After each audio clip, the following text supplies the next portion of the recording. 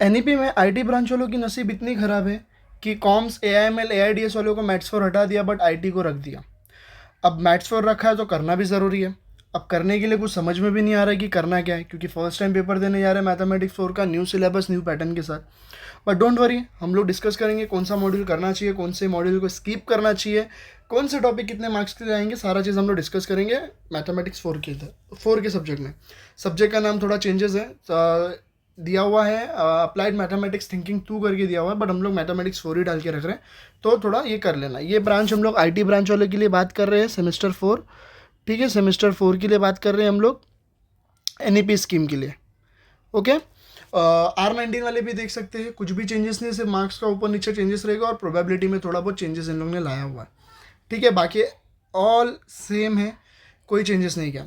ठीक है, सो मैथमेटिक्स 4 थोड़ा डिफ़िकल्ट होता है एज़ कम्पेयर टू मैथमेटिक्स 3, क्योंकि मैथमेटिक्स 4 के क्वेश्चन पेपर थोड़ा टफ सेट होने लगे थे R19C स्कीम के अंदर, तो मैथमेटिक्स 4 को भी इन लोगों ने थोड़ा टफ कर दिया। मैं डरा नहीं रहा हूँ, रियलिटी पे ही बात कर रहा हूँ। और डोंट वरी, हम लोग 3 मॉड्यूल को इतने अच्छे से करेंगे कि हम लोग 3 ही मॉड्यूल से एटलीस्ट निकल जाए, बट चौथे मॉड्यूल को हम लोग रेफरेंस में रखेंगे। तो स्टार्ट करते हैं मॉड्यूल नंबर 1 से। लीनियर अलजेब्रा की बात करेंगे, चूँकि चारों टॉपिक बहुत ईजी है। पास होना है तो module number 1, module number 4, module number 5 और मॉड्यूल नंबर 6 आना बहुत ज़रूरी है। ठीक है, सो मॉड्यूल नंबर 1 की बात करेंगे। आइगन वैल्यू तुम लोग को पहला टॉपिक 3 मार्क्स के अंदर देखने मिलेगा, 100% ये टॉपिक तुम लोग को देखने मिलेगा और ये आना चाहिए। मैथमेटिक्स 4 पास होना है तो लीनियर अलजेब्रा को कैसे भी करके आना ही चाहिए, तो ही जाके आप लोग पास हो जाओगे। ठीक है, इस मॉड्यूल का वेटेज भी 18 मार्क्स तक का वेटेज है इस मॉड्यूल का, और यही पैटर्न से क्वेश्चन आएगा। सेकंड टॉपिक है कैले हैमिल्टन थ्योरम, 4 मार्क्स का आएगा। डायगोनलाइजेबल 5 मार्क्स का आएगा। एंड एक और टॉपिक पे क्वेश्चन आएगा eigen values and eigen vector, जो कि 6 मार्क्स का आएगा। अब ये दोनों टॉपिक में से ऊपर नीचे हो सकता है, ये तुम लोग को 5 मार्क्स ले पूछा तो ये तुम लोग को 4 मार्क्स ले पूछेगा, अगर ये 4 मार्क्स ले पूछा तो ये तुम्हें 5 मार्क्स ले पूछेगा। ऐसा करके टॉपिक का मार्क्स को ऊपर नीचे करेंगे, बट प्रिपरेशन करके जाओ। 18 मार्क्स तक का मॉड्यूल है, लीनियर अलजेब्रा बहुत इंपॉर्टेंट है, करके जाओ, इजी भी है। कैरेक्टरिस्टिक इक्वेशन निकालना, आइगन वैल्यू निकल गया, आइगन वैल्यू निकलने के बाद आइगन वेक्टर्स निकाल लो, इजी है। कैले हैमिल्टन थ्योरम के अंदर इजीली प्रूफ करना आता है। ठीक है, कर लो, बहुत इजी है। मॉड्यूल नंबर 2 की बात करेंगे, कॉम्प्लेक्स इंटीग्रेशन के बारे में। लाइन ऑफ इंटीग्रल का तुम्हें 3 मार्क्स ले मिलेगा, कॉचेस इंटीग्रल जिसको बोलते 3 मार्क्स का क्वेश्चन देखने मिलेगा। टेलर्स एंड लॉरेंस सीरीज 5 या तो 6 मार्क्स का क्वेश्चन देखने मिलेगा, मोस्ट प्रोबेबली ये 5 मार्क्स का ही क्वेश्चन आएगा। सेकंड है कॉचेस रेसिड्यू थ्योरम, 4 मार्क्स का क्वेश्चन देखने मिलेगा। मॉड्यूल नंबर 2 से अगर करना है तो लाइन ऑफ इंटीग्रल ये कर लो, बहुत इंपॉर्टेंट है, ईजी भी है, और ये कर लो अगर बाकी दोनों छोड़ रहे हो तो। मॉड्यूल नंबर 3 के बारे में बात करेंगे, जेड ट्रांसफॉर्म, स्टैंडर्ड फंक्शन का, जेड ट्रांसफॉर्म का स्टैंडर्ड फंक्शन 3 मार्क्स का आएगा। Properties of Z transform 4 to 5 marks का आएगा। अब प्रॉपर्टीज में क्या क्या पूछ सकते हो लोग, गिन के जो क्वेश्चन बैंक में क्वेश्चन दिया वो कर लो आराम से प्रॉपर्टीज़ में। ठीक है, उसके बाहर का वो लोग पूछ सकेंगे नहीं, जहाँ तक चांसेस लग रहा है तो प्रॉपर्टीज़ करके जाओ, इजी है। ठीक है, उसके बाद इन्वर्स जेड ट्रांसफॉर्म के बारे में बात करेंगे, 6 मार्क्स का, जिसके अंदर कॉन्वोल्यूशन और पार्शियल मेथड भी आता है। 2 टॉपिक दिया हुआ है, 6 मार्क्स का क्वेश्चन इसमें से एक्सपेक्टेड है। ठीक है, सो इम्पॉर्टेंट है, करके जाओ। मॉड्यूल नंबर 2 और मॉड्यूल नंबर 3 के बारे में हम लोग बाद में बात करेंगे, पहले हम लोग पूरे मॉड्यूल्स के बारे में बात कर लेंगे, कौन सा टॉपिक कितने मार्क्स का है, फिर हम लोग डिस्कस करेंगे हमें कौन सा टॉपिक करना चाहिए एक्चुअली में पास होने के लिए। फिर मॉड्यूल नंबर 4 पे आते हैं probability distribution and sampling theory. ST का मतलब है सैम्पलिंग थ्योरी। पॉइजन डिस्ट्रीब्यूशन तुम लोग को 3 या 4 मार्क्स के लिए देखने मिल सकता है। नॉर्मल डिस्ट्रीब्यूशन 6 मार्क्स का क्वेश्चन आएगा। Large sample 5 marks, small sample 3 to 4 marks. Test of hypothesis, level of significance and 1 and 2 tail test, ये तीनों में से एनी वन को ये क्वेश्चन आएगा और 5 मार्क्स का क्वेश्चन इसमें से एक्सपेक्टेड है। मार्क्स तो थोड़ा ऊपर नीचे हो सकता है, बट एक कोई क्वेश्चन आ सकता है, या तो फिर ये 4 मार्क्स का भी क्वेश्चन आ सकता है। ठीक है, मॉड्यूल नंबर 4 बहुत ज़्यादा दिया हुआ है, वेटेज भी इसका ज़्यादा है। ठीक है, तो 4 या 5 क्वेश्चन इस मॉड्यूल से हम लोग एक्सपेक्ट कर सकते हैं, आ सकता है। Module number 5 LPP, types of solution और स्टैंडर्ड फॉर्म का क्वेश्चन देखने मिल सकता है। क्वेश्चन टाइप्स ऑफ सोल्यूशन में तो तुम लोग कर ही लोगे। स्टैंडर्ड फॉर्म में कैसे क्वेश्चन आ सकता है, तुम्हें एक एलपीपी दिया रहेगा और उसको स्टैंडर्ड फॉर्म में ट्रांसफॉर्म करना रहेगा, ईजी है। ठीक है, टाइप्स ऑफ सोल्यूशन में feasible solution, non degradable solution, degradable solution, ये सारी चीज़ें टाइप्स ऑफ सोल्यूशंस में आती है। ईजी 100% ये क्वेश्चन देखने तुम लोग को मिलने ही वाला है। सिंप्लेक्स मेथड का 6 मार्क्स का क्वेश्चन आएगा और डुअल सिंप्लेक्स मेथड भी 6 मार्क्स का आएगा, विच इज़ मोस्ट इंपॉर्टेंट।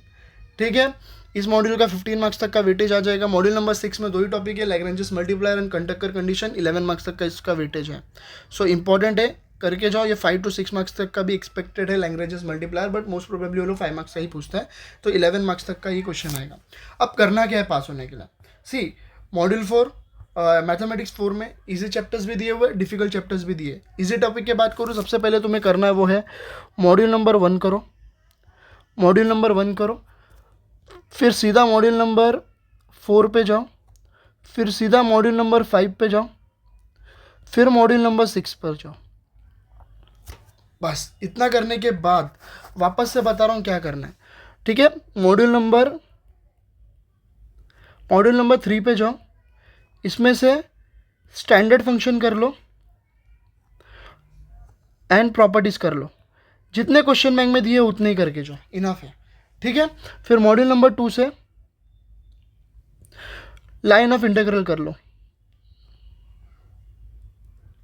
बाकी सब छोड़ना छोड़ सकते हो। टेलर्स एंड लॉरेंस सीरीज तुम्हारे दिमाग के बाहर जाएगा, कॉचेस रेसिड्यू थ्योरम भी तुम्हारे दिमाग के बाहर जाएगा।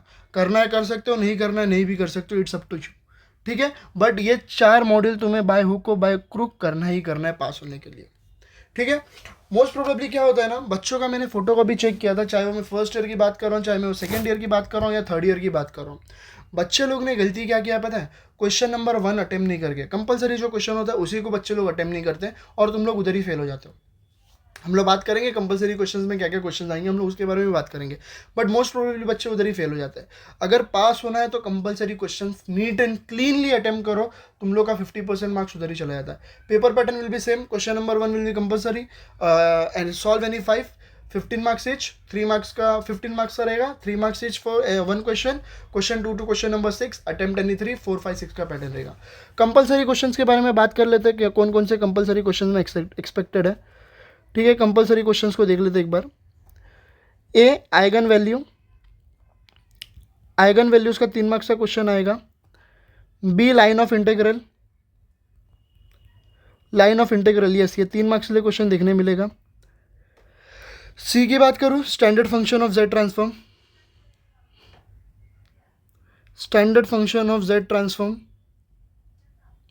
ठीक है? डी की बात करूं तो तुम लोग को इसमें से स्मॉल सैंपल मिल जाएगा, ठीक है? ई की बात करूं मैं तो इसमें से टाइप्स ऑफ सॉल्यूशंस या एलपीपी स्टैंडर्ड फॉर्म, ठीक है? और एफ की बात करूं तो इसमें से तुम लोग को पॉइजन डिस्ट्रीब्यूशन का एक क्वेश्चन देखने मिल सकता है, ठीक है? ऐसे करके तुम्हें कंपलसरी क्वेश्चंस देखने मिलेंगे। देखो मॉड्यूल नंबर 1 कर रहे, आइगन वैल्यू हमारा हो जाएगा। मॉड्यूल नंबर 2 से मैंने क्या बोला, लाइन ऑफ इंटीग्रल करने, ये भी हो जाएगा। स्टैंडर्ड फंक्शन करने बोला जेड ट्रांसफॉर्म का, ये भी हो जाएगा। स्मॉल सैंपल, ये तीनों तो हम लोग कर ही रहे, तो हम लोग का 15 मार्क्स इधर ही हो जाता है। 15 में से भी अगर 12 मार्क्स मिल रहा है तुम्हें तो तुम्हारी 50% इधर ही हो गए, 24 पासिंग है। 15 में से 12 आ गया, बाकी के क्वेश्चन नंबर 2 से लेकर क्वेश्चन नंबर 6 तक 12 निकालो ना। कैसे निकालना है? कैले Hamilton theorem, diagonal algebra, eigen value, eigen vector, कहीं तो एक क्वेश्चन आएगा। प्रोबेबिलिटी का उसमें एक क्वेश्चन आ गया, एलपीपी का उसके अंदर एक क्वेश्चन आ गया, 15 मार्क्स उधर ही सॉल्व हो गया तुम्हारा। इसलिए बोल रहा हूँ मॉड्यूल नंबर 1, 4, 5, 6 को पहली प्रायोरिटी दो, ठीक है? जेड ट्रांसफॉर्म है, कॉम्प्लेक्स इंटीग्रेशन है, कोई बात नहीं है, होने दो उनको। हमें सब चीज़ नहीं करना है, लिमिटेड चीज़ करनी है और लिमिटेड चीज़ करके हमें अच्छा मार्क्स स्कोर करना है। ये 4 मॉड्यूल करके standard function, standard of properties करके, लाइन ऑफ इंटीग्रल करके मैं गारंटी देता हूँ तुम लोग का 45+ मार्क्स जा सकता है।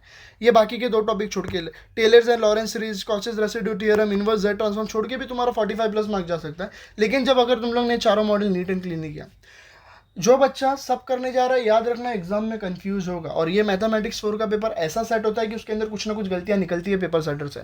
लाइक कंडीशन के अंदर कुछ वैल्यूज़ को लोग डाल देते हैं, गलत डाल देते हैं। मैं ये नहीं बोल रहा हूँ कि गलत डाल देते हैं, टाइपिंग मिस्टेक्स में होती है। तो try to attempt every question, नहीं तो फिर एग्जाम में ये जो चीज़ मैं बोल रहा हूँ मॉड्यूल 1, 4, 5, 6 जो तुम लोग करके जाओ, कंपलसरी क्वेश्चंस को अटेम्प्ट करो। एग्जाम में याद रखना, ये अगर सब करते बैठे तो एग्जाम में रहोगे। बच्चे लोग क्या करते हैं, कॉम्प्लेक्स इंटीग्रेशन, जेड ट्रांसफॉर्म, ये सारे इंपॉर्टेंट टॉपिक है तो पहले ये सब चीज़ करने चले जाते हैं। ऐसा नहीं करना है भाई, हम लोग को ये चीज़ नहीं करना है। हम लोग को दिमाग लगा के पास होना है। बाकी लोग जो बोलते हैं कॉम्प्लेक्स इंटीग्रेशन करो, जेड ट्रांसफॉर्म करो, मार्क्स उधर ही निकल जाएगा। वेटेज देख लो तुम लोग की क्या है। मुझे पता है लीनियर अलजेब्रा का वेटेज 18 मार्क्स है और इजी टॉपिक है, पहले मैं वो करूँगा, हमें पता है मैट्रिसेस हम लोग 10th स्टैंडर्ड से 11 12 फर्स्ट ईयर सेकंड ईयर में मैट्रिसेस हम लोग सीख चुके हैं, तो हम लोग को मैट्रिसेस पहले करना है, ठीक है। उसके बाद सीधा प्रोबेबिलिटी तो हमें खून खून में भरा हुआ है भाई, एकदम मस्त से इजी क्वेश्चन आते हैं, करना है सॉल्व, इजी हमारे दिमाग के पल्ले पड़ता है। उसके बाद एलपीपी में थोड़ा दिमाग खराब होता है, सिंप्लेक्स मेथड और डुअल सिंप्लेक्स मेथड में अगर दिमाग से सॉल्व किया ना तो अच्छे से सॉल्व होता है। मैट्राइसेस ऊपर आता है ना सॉल्व करने, आता है ना, तो फिर ये भी हो जाएगा सॉल्व। रो ट्रांसफॉर्मेशन के थ्रू भी सॉल्व कर सकते हो, यस, कॉलम ट्रांसफॉर्मेशन के थ्रू भी सिंप्लेक्स मेथड को सॉल्व होता है, करो, इजी दिमाग से निकलता है, ठीक है। फिर एनएलपीपी मेथड, कंडक्टर कंडीशन बहुत इजी है, टोटल 6 कंडीशन है, याद करके जाओ, क्वेश्चन आया सिर्फ कंडीशन में वैल्यू डाल के सॉल्व करो, लैग्रेंजेस मल्टीप्लायर भी कर लो, इजी है, ठीक है। तो इसलिए बोल रहा हूँ एलपीपी एनएलपी में थोड़ा दिमाग लगाने की ज़रूरत है, थोड़ा सा दिमाग लगाओगे तो सारा चीज़ हो जाएगा, ठीक है। उसके बाद प्रोबेबिलिटी तो तुमसे हो ही जाएगा, उसके बाद आइगन वैल्यू तो तुम्हारे नस नस में भरा हो तो तुम करे लोगे। बचेगा complex integration, Z transform, line of integral कर लो, थोड़ा सा इंटीग्रेशन है इसके अंदर, 3 मार्क्स का बेसिक क्वेश्चन है, क्वेश्चन में क्वेश्चन देख के चले जाओ। टेलर्स एंड लॉरेंस सीरीज तुम्हारे पल्ले पड़ने वाला नहीं है, कॉचेस रेसिड्यू तुम्हारे पल्ले पड़ेगा नहीं, अगर जम रहा है तो करो, अदरवाइज छोड़ दो। जेड ट्रांसफॉर्म में स्टैंडर्ड फंक्शन बहुत इजी है, प्रॉपर्टीज भी कर लो, बहुत इजी है, मल्टीप्लीकेशन, ठीक है, इसके जो प्रॉपर्टीज है वो कर लो, ठीक है। इनवर्स जेड ट्रांसफॉर्म में पार्शियल और कॉन्वोल्यूशन 2 मेथड दिया है, कोई भी एक क्वेश्चन आ सकता है, 6 मार्क्स ले, क्यों करने का इतना, जब हमारा मार्क्स इसमें से निकल जाएगा।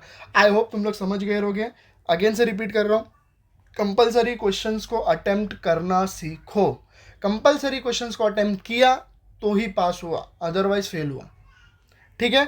सो ऐसे करके तुम लोग मैथमेटिक्स 4 को पास कर सकते हो, और कल तुम लोग को प्रैक्टिस पेपर भी अपने एप्लीकेशन के कोर्स के अंदर देखने मिल सकता है, तो प्रैक्टिस पेपर भी सॉल्व करके चले जाना मैथमेटिक्स 4 का। So all the best for your exam. अभी मैंने अच्छे से आप लोगों को समझा दिया हूँ, टॉपिक वाइज जाओ, मॉड्यूल वाइज जाओ, क्लियर करके ले लो। अगर केटी लग गया मैथमेटिक्स 4 ना, तो याद रखना फाइनल ईयर तक नहीं निकलता है सब्जेक्ट, डरा नहीं रहा हूँ, रियलिटी बोल रहा हूँ, अभी भी मैथ्स 4 का केटी का एग्जाम, गोल्डन केटी का एग्जाम R19 स्कीम वाले दे रहे। सो इट्स बेटर कि पढ़ाई करो अच्छे से और निकाल लो, ठीक है। Bye bye, all the best for exam, अच्छे से पेपर लिख के आना, बाय।